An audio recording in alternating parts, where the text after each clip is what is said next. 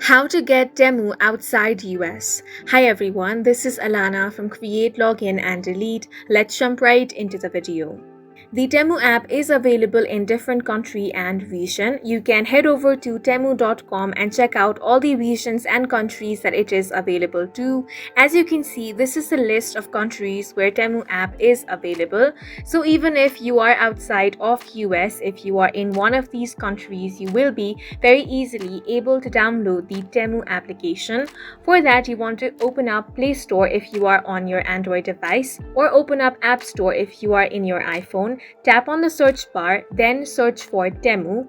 You can very easily tap on the install button and then have this application installed on your device.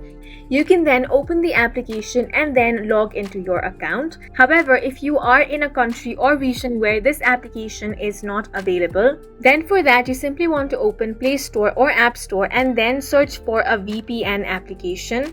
You can basically install any of the VPN app from here. Make sure that you select a reliable one, then tap on the open option and then connect to a VPN. Once you connect your VPN to a country where Temu application is available, you can then simply head over to Play Store and then download the Temu application from here.